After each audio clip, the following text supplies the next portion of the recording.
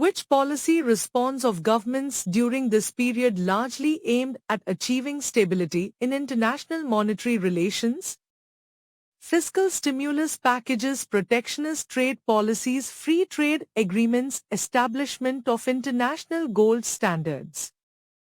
Establishment of international gold standards. Explanation.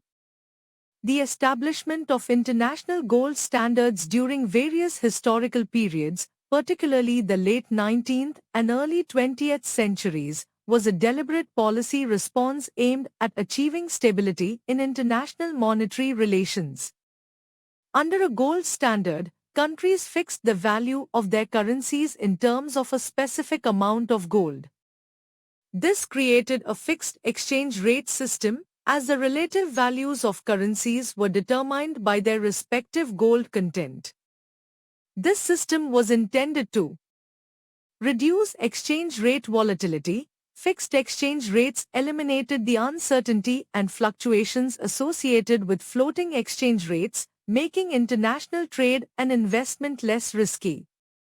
Promote price stability. The gold standard was believed to limit inflationary pressures, as governments were constrained in their ability to print money without sufficient gold reserves.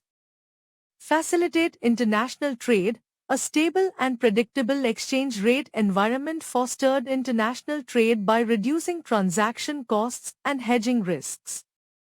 Encourage international investment. Stable exchange rates made it easier for investors to move capital across borders, promoting international investment flows. Why the other options are less suitable? Fiscal stimulus packages are generally focused on boosting domestic demand during economic downturns, not directly on international monetary relations.